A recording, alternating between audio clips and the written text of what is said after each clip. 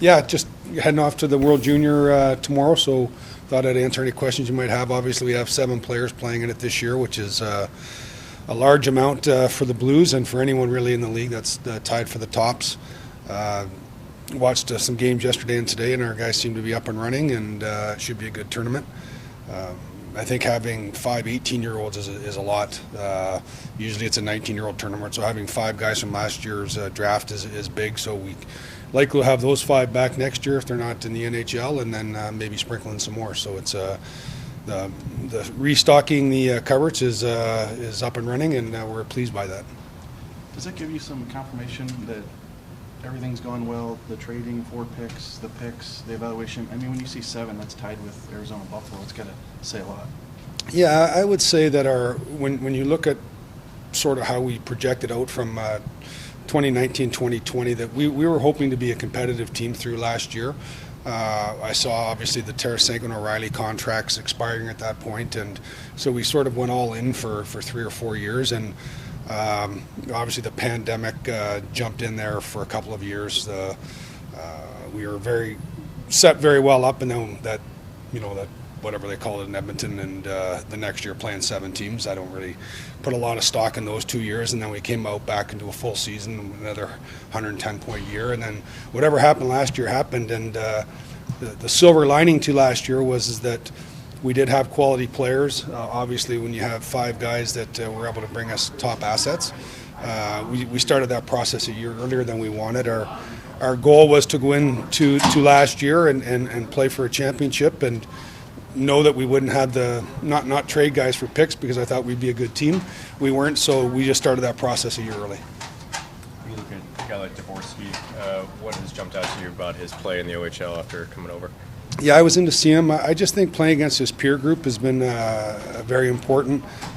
He's certainly slanted towards offense right now. We got to round those edges out, but he's a very good player, and scores a lot on the power play, plays in a pretty potent junior team that scores a lot. So it's been a good transition getting him over to North America against his peer group.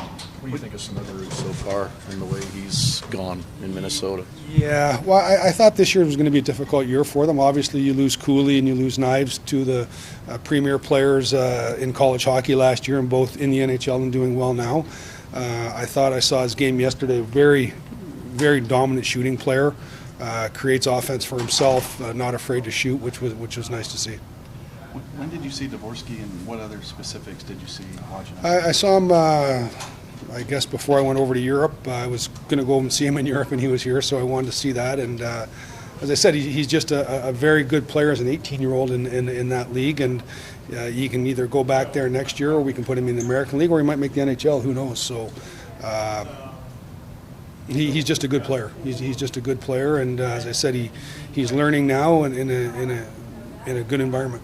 And not to ask a timetable or anything like that, but the move to the junior leagues, and he's having so much success, does that help him as opposed to had he stayed over there? How much has it helped him in terms of his progress? Well, I think playing. I think at 18, 19, 20, you have to play a lot. I'm not a big proponent of basically, if you look at Bolduc and Dean, we could have them here sitting, and I don't think you get a lot better practicing. I think you get a little better, but I think you have to play a lot. And he wasn't playing a lot over in Sweden, and I think coming over here and touching every aspect of the game has been very important for him. Do you have to kind of temper expectations? I mean, you see his scoring rates, and as an 18-year-old in their past of what Thomas and Kyrou and those guys have done before. Do you personally have to kind of temper? Yeah, well.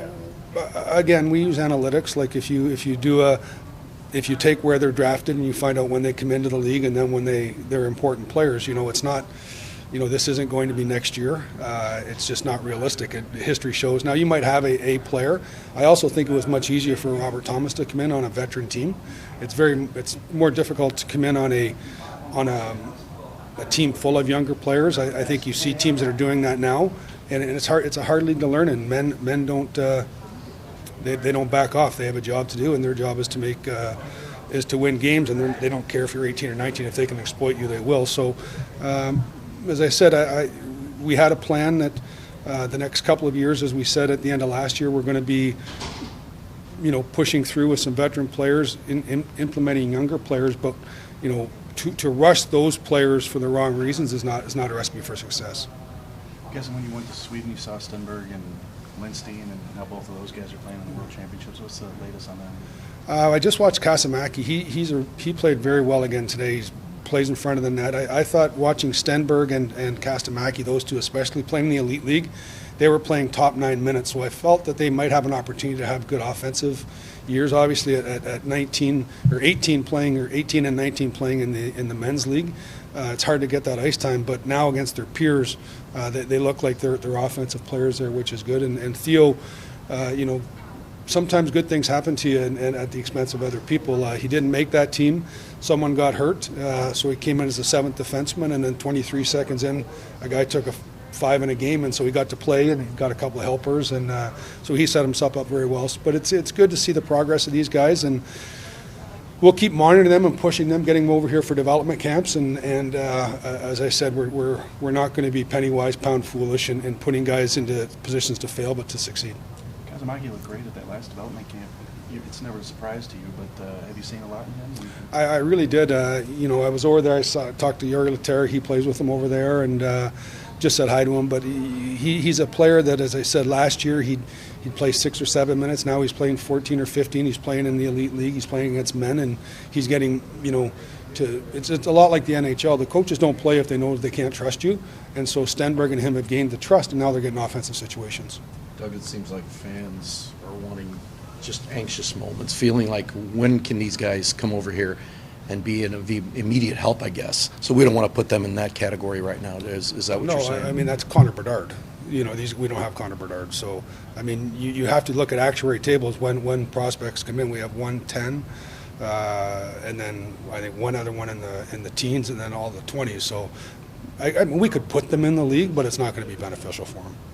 What are you hoping to see from maybe some of these guys over there, or what are you hoping they get out of this experience that'll help them moving forward? Well, I always think that anytime you're playing on the brightest stage against the best competition, it's great, and you just want to see how they perform as the tournament goes along. Finn's got himself in a little bit of a spot right now. They're 0-2, and now things are going to heat up for them just to make the round of 8. You just want to see how guys perform against the top players, and then against when the pressure's on. Doug, you do so much traveling. You were in Sweden for a long time. You said you went to go see Dvorsky.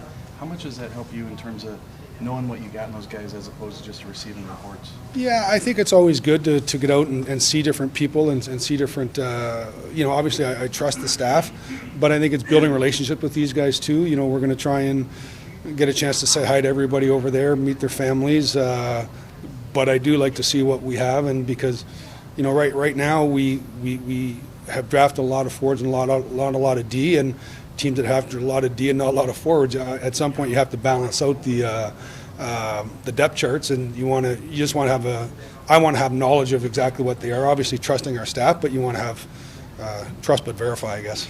So have you done more of that this year, the in-person scouting? Last couple of years, yeah. I thought, as I said, in 2020, we knew that we were going to go this one. I think we've had 7 first-round picks since 2020, tops in the league. Like you have to plan for the future. It's not a lot of fun, but and when you're taking these players, you do want to see them go. So I think now it's our job to go out there and monitor and support these guys. Is he kind of profiles a two-way defenseman? Yeah. I think Carl Gunnarsson. That's when I see him. That's what I see. A good player. Plays the game, and unless you're looking for him, you don't notice him, and that's really impressive. Okay. I just want to go over some other guys that are over there. I mean, McCarsick and Stansel, I think we haven't talked about yet. Yeah, they're up and running. I haven't seen them, quite honestly, yet. That was a 7 a.m. game yesterday, and I wasn't a little under the weather, but I'm looking forward to seeing them. Stansel had some missed some time this year for some personal reasons, and Pekarski's over here playing the USHL, so I think we're going to get a good look at those guys. And again, 18, we know they can be back there again next year, which is really important. And with Pekarski, I'm assuming you guys are part of the decision to bring him to the USHL. What was kind of the thought process in having him here in North America? Yeah, I just thought he could. We thought he thought he could benefit from it, and we agreed with him. Playing a lot, playing against his peer group. As I said, playing against men is very difficult, and finding a league, in Finland or Sweden, we thought this was a good opportunity for him.